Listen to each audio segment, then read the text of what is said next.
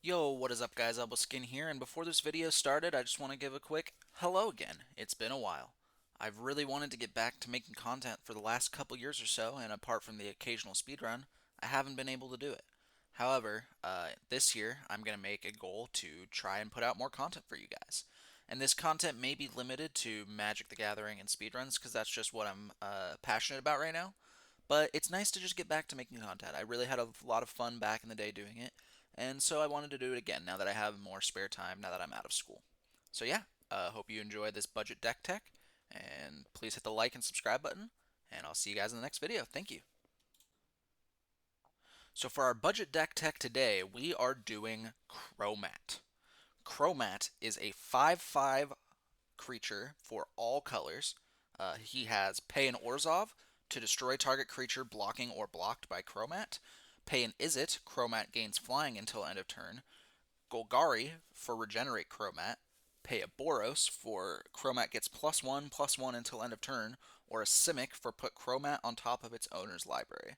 So as you can probably guess, there's a lot of versatility on this card, and so what this deck is designed to do is to stack up Cromat and try and use his abilities to the best of his abilities, basically. So without further ado, let's get on to the first group of cards. So for our first group of cards, we are going with Warm Up. This is cards that are going to help your deck get going, help ramp, get some mana going so that you can play some of your bigger, more impactful spells later on.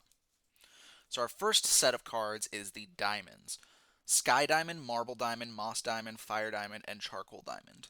All of these diamonds cost 2 mana and enter tapped, and they tap for one of various colors, all 5 colors being represented here. These are nice budget ramp cards. They're a little bit slower than certain other cards, but they will get the job done later on in the game and will give you especially the color fixing that you need down the line. Next up, we have Cultivate. Cultivate is a 3 mana sorcery. Search your library for up to 2 basic land cards, reveal those cards, and put one onto the battlefield tapped and the other into your hand and shuffle.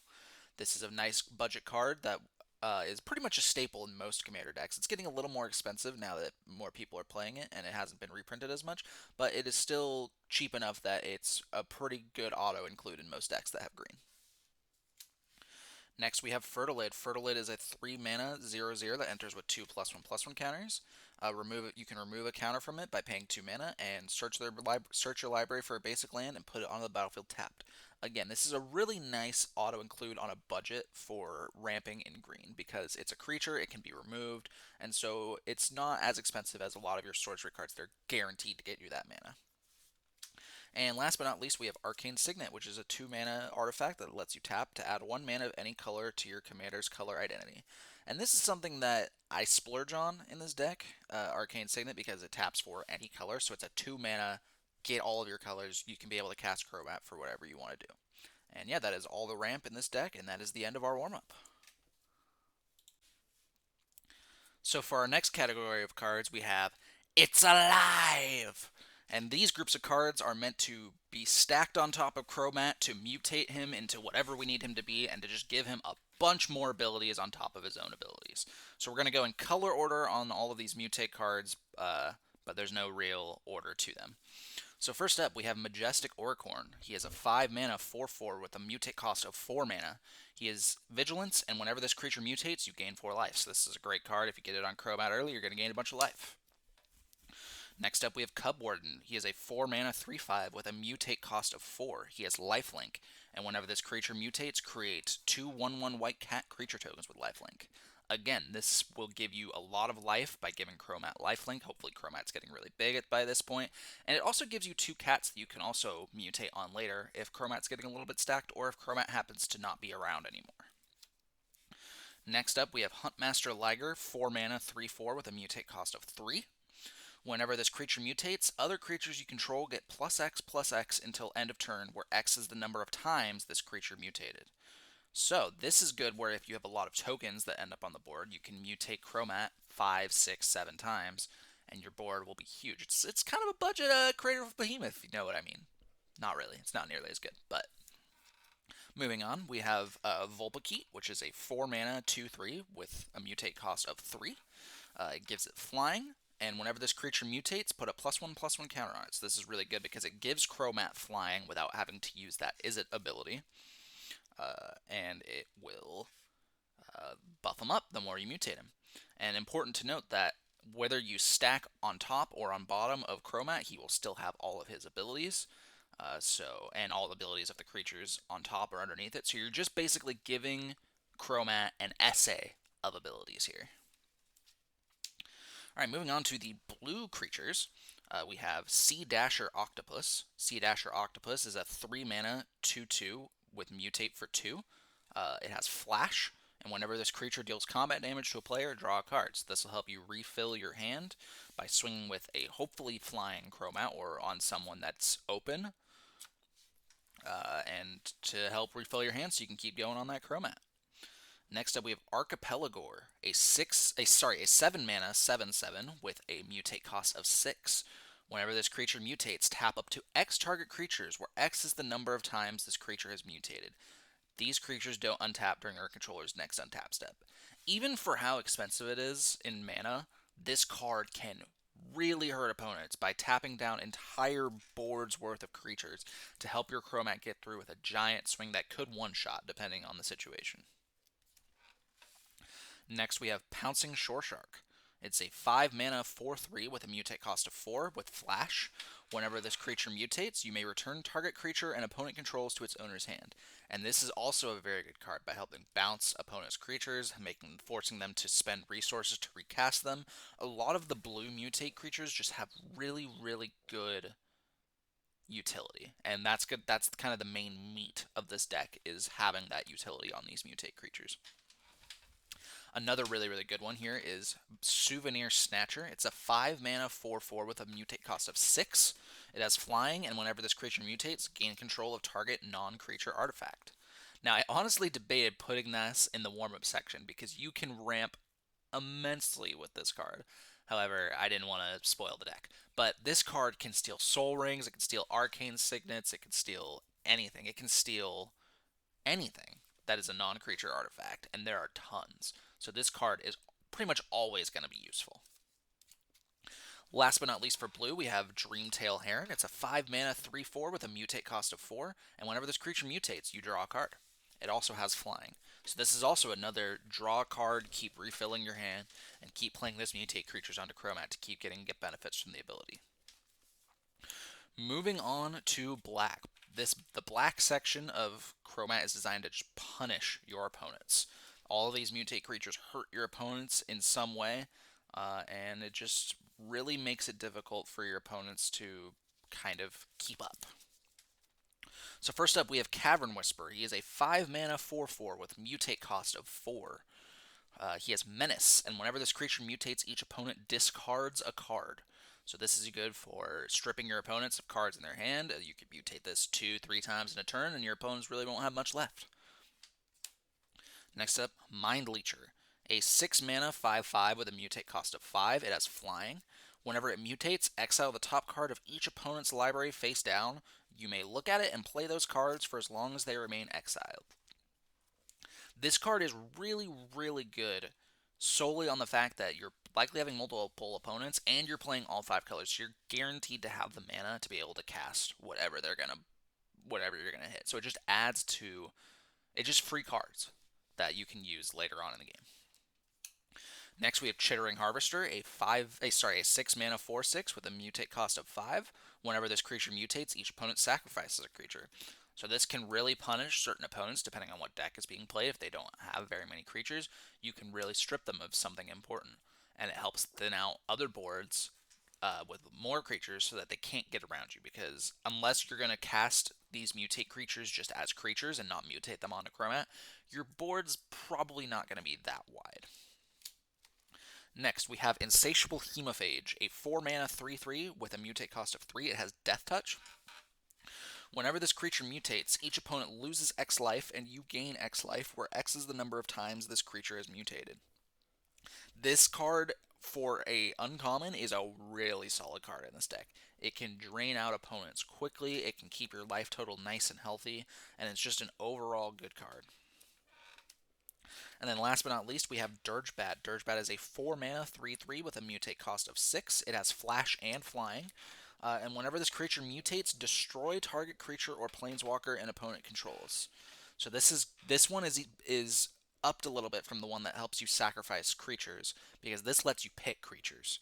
This will help you destroy things on the board that you don't want around anymore, and do it repetitively, because you could do it once for each time you mutate. Moving on to the red, there's not that many red mutate creatures in this deck. However, there are a couple good ones for utility purposes. So, first up, we have Porky Parrot. Porky Parrot is a 4 mana 3/4 with a mutate cost of 3, and it has tap. This creature deals X damage to any target, where X is the number of times this creature is mutated. Even if you've mutated Cromat, let's say 4, 5 times, this thing can mow down creatures. If you can somehow get a big stack on the Cromat of 9, 10 creatures, now you're starting to mow down opponents.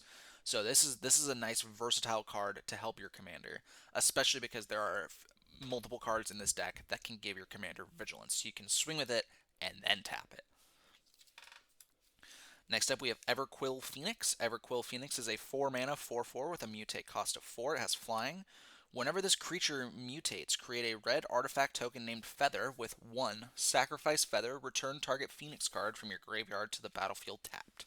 And the reasoning behind this card is that you can always have a guaranteed grave recursion creature on the board, because you're probably going to make a lot of feathers with this card, and so you can just keep this Phoenix up, untap with it, and block with it. Moving on to green, this is the run you over part of the deck. And so what this is designed to do is to just get a lot of value, get a lot of creatures on the board, and make them as big as possible. So first up, we have Sawtusk Demolisher. 6 mana 6/6 with trample for mutate cost of 4. Whenever this creature mutates, destroy target non-creature permanent, and its controller creates a 3/3 green beast creature token. One of the biggest staples in Magic the Gathering for green is Beast Within. And this is a Beast Within that you can get multiple times across the game, multiple times in a turn potentially. That is so much value that you're getting, especially on something that will give your commander trample. Next up, we have Migratory Greathorn, a 4 mana 3/4 with a mutate cost of 3. Whenever this creature mutates, search your library for a basic land, put it on the battlefield tapped, and shuffle your library. This is also a very strong card for getting you a ton of lands over the course of the game. And the right colors. If you have a green but you're missing black, this card can get you that black mana. Next up, we have Gemraiser. Gemraiser is a 4 mana 4/4 with a mutate cost of 3. It has reach and trample. Whenever this creature mutates, destroy target artifact or enchantment an opponent controls. This is a good card for getting rid of opponent's stuff. There's a lot of mutate cards in here that can double as removal spells, and this is one of the better ones because it gives your commander reach so it can block flyers if for some reason it doesn't have flying, and it gives it trample. Next we have Glowstone Recluse. Glowstone Recluse is a 3 mana 2/3 with a mutate cost of 4. Whenever this creature mutates, put 2 +1/+1 counters on it. It also has reach. This is a pretty self-explanatory card. You're going to make Cromat as big as possible by mutating it a bunch of times. Last but not least for green, we have Auspicious Sterix. We have a 5 mana 6/6. Whenever this creature mutates, exile cards from the top of your library until you exile X permanent cards, where X is the number of times this creature has mutated. Put those permanent cards onto the battlefield. So not only will this get you lands, this will get you creatures on the board, this will get you artifacts on the board, this will get you enchantments on the board. This card can be a blowout. Alright, and our last section is the multicolored mutate spells. So first up, we have Parcel Beast. Parcel Beast is a 4 mana 2/4 with a mutate cost of 2. You can pay 1, tap it, look at the top card of your library. If it's a land, put it on the battlefield. If you don't, put it into your hand. So this is a 1 mana draw spell that all you have to do is tap your commander, or just tap Parcel Beast. You don't even necessarily have to mutate Parcel Beast onto anything. And it will either ramp you or draw you a card. That seems pretty good for 1 mana. Next up, we have Aluna, Apex of Wishes. We have a 5 mana 6/6 with a mutate cost of 6. It has flying and trample. Whenever it mutates, exile cards from the top of your library until you exile a non-land permanent card. put that card on the battlefield or into your hand. So this makes Cromat bigger, gives it flying, gives it trample, and has a slightly less good Auspicious Sterix effect, but it's still really, really strong because it's guaranteed to hit a non-land permanent, so you're guaranteed to get value. Next up, we have Snapdax, Apex of the Hunt. It's a 4 mana 3/5 with a mutate cost of 5. It has Double Strike. Ooh, Double Strike. Whenever this creature mutates, it deals 4 damage to target creature or planeswalker an opponent controls, and you gain 4 life. So this is your planeswalker removal of the deck, but it also removes creatures as well. And it gains you a little bit of life, but that Double Strike is really nice. Next up, we have Nethroi, Apex of Death. Nethroi is a 5 mana 5/5 with a mutate cost of 7. It has Death Touch and Lifelink. Whenever it mutates, return any number of target creature cards with total power 10 or less from your graveyard to the battlefield. If you've been board wiped, this is your savior. You mutate this onto something and you get something back, and then you try and do it again and just get as much of your board back from your graveyard as you can. This is a really good card. Next up, we have Boneyard Lurker. Boneyard Lurker is a 4 mana 4/4 with a mutate cost of 4. Whenever this creature mutates, return target permanent card from your graveyard to your hand. This is a good way to get mutate cards back into your hand so that you can remutate and continue to get those effects. Next up, we have Brokos, Apex of Forever. It is a 5 mana 6/6 with a mutate cost of 5. It has Trample, and you can cast it from your graveyard using its mutate ability. I love a card that you can discard and get good value out of it, so this is that card in this deck, because if you're forced to discard it, you can still use it later on. Next up, we have Regal Leosaur. It is a 2 mana 2/2 with a mutate cost of 3, and whenever it mutates, other creatures you control get +2/+1 until end of turn. This is just a nice, solid, cheap card to help get you going in the game, and if you have a lot of creatures late game, this will help make your board a lot bigger. Next up, we have Necropanther. Necropanther is a 3 mana 3/3 with a mutate cost of 4. Whenever it mutates, return target creature card with CMC 3 or less from your graveyard to the battlefield. And a lot of these mutate cards fit that category, so this is another piece of solid grave recursion for your deck that you can use to work some magic. Next up, we have Lore Dracus. It's a 3 mana 2/3 with a mutate cost of 2. Whenever this creature mutates, return target instant or sorcery from your graveyard to your hand. This deck doesn't have a whole lot of instants and sorceries, but it will be a good card because most of your instants and sorceries are extremely, extremely impactful for you. Next up, we have Otrimi, the Ever Playful. You have a 6 mana 6/6 with a mutate cost of 4. Whenever this creature deals combat damage to a player, return target creature card with mutate from your graveyard to your hand.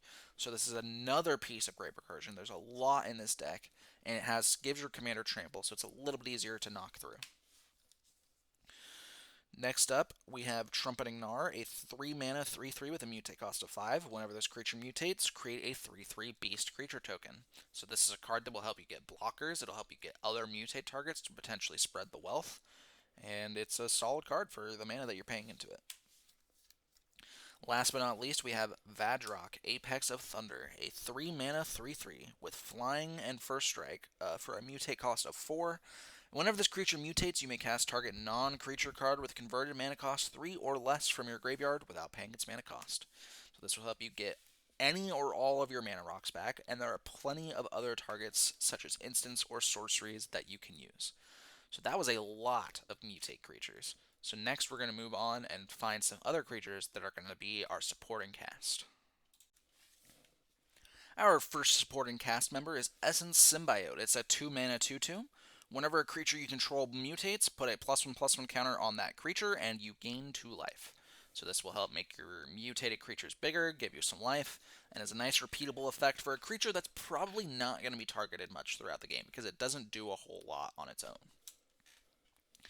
Next, we have Polywog Symbiote. It is a 2 mana 1/3. Each creature spell you cast costs 1 less to cast if it has mutate, and whenever you cast a creature spell, if it has mutate, draw a card and discard a card. So this applies to both you mutating your creatures or you just casting your mutated creatures as the creature that they are.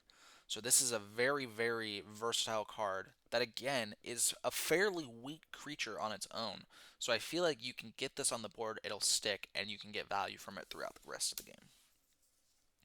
Next, we have Scion of Draco. Scion of Draco is a 12 mana 4/4 that costs 2 less to cast for each basic land type among lands you control. It has flying, and each creature you control has vigilance if it's white, hexproof if it's blue, lifelink if it's black, first strike if it's red, and trample if it's green. The big thing about this is the rule that whatever is on the top of your mutated stack of creatures is going to be what the creature type and colors of that creature are. So if you leave Cromat on the top with this creature, Cromat is going to have Vigilance, Hexproof, Lifelink, First Strike, and Trample, regardless of what's below it. And you could potentially mutate some of your multicolored creatures onto Scion of Draco to give it some of those protection abilities as well. Potentially put a blue creature on it to give it hexproof. Next up, we have Hanata, Dawn Crowned. It is a 4 mana 4/4 with flying and trample.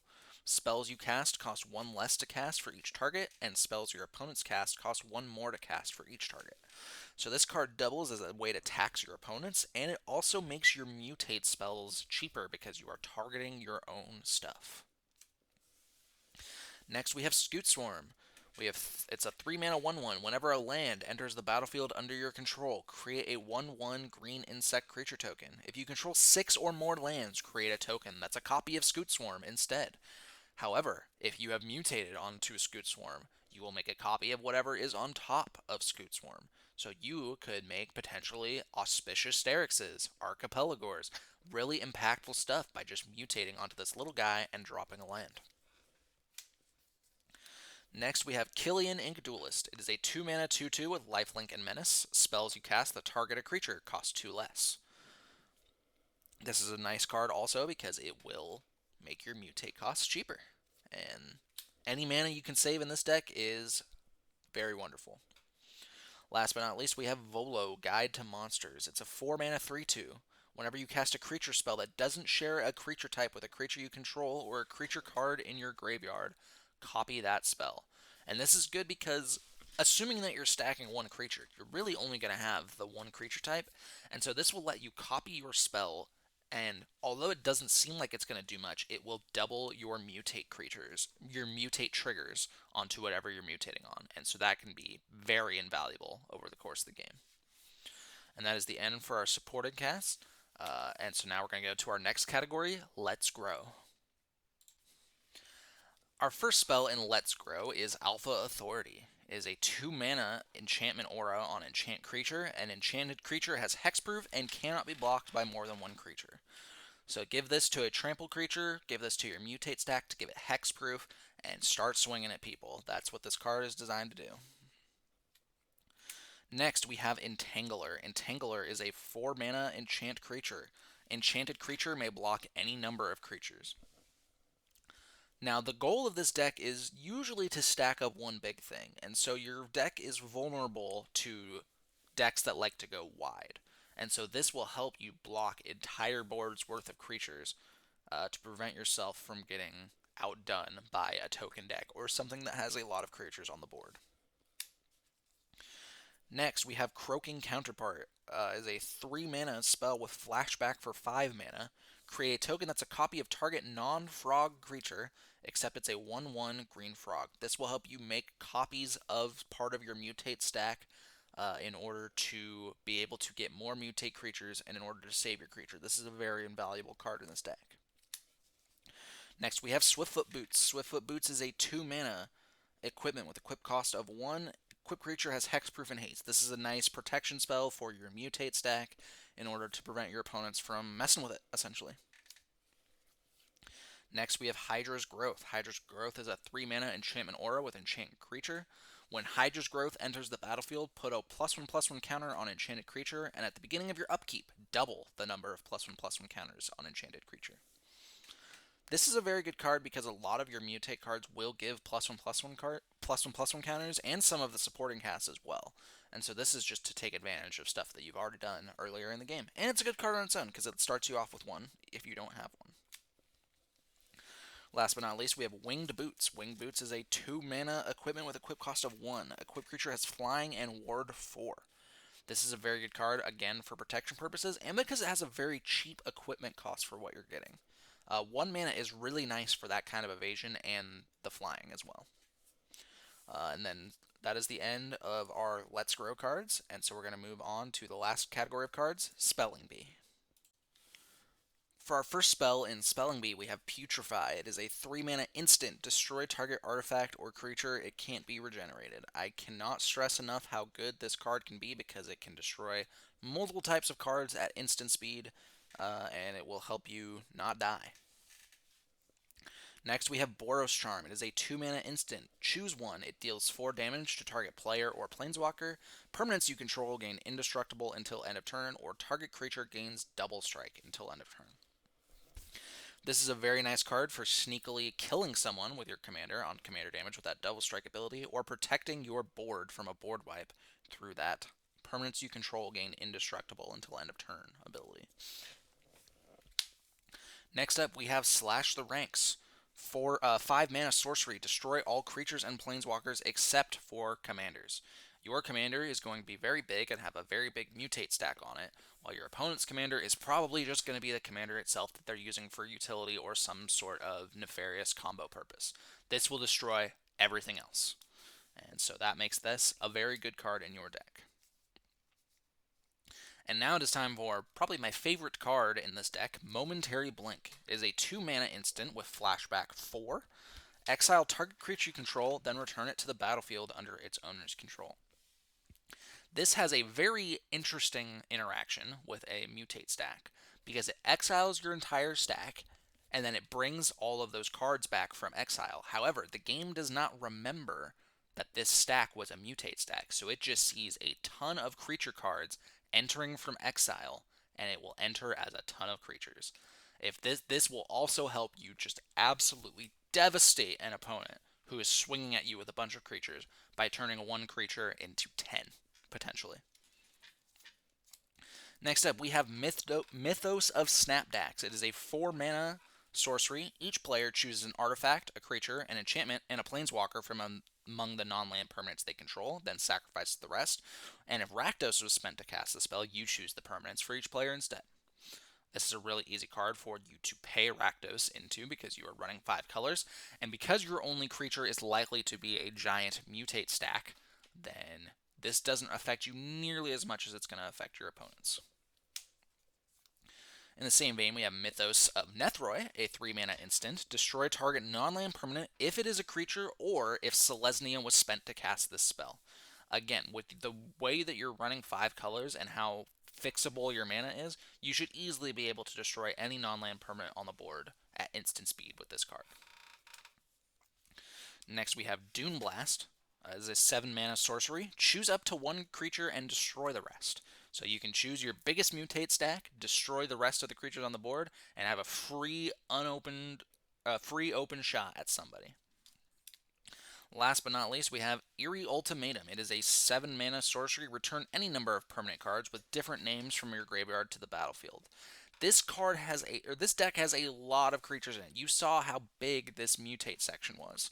So this will help you get back on it by returning all of these mutate cards to the battlefield, and so you can rebuild after a devastating board wipe. And that is the entire deck for Cromat. If you would like to see the mana base, the land base that I'm using for this, I will put a link to the deck down in the description. But please look out for more videos in the future. I'll be doing more deck techs, potentially live streams of MTG Arena, just whatever I feel like doing. I'm gonna be posting a lot more content from here on out, and I would love it if you guys would interact with it and tell me how I'm doing. See what you guys would like to see. But yeah, on that note, don't forget to love God, love each other, and I will see you guys as always in the next video. Thank you for watching.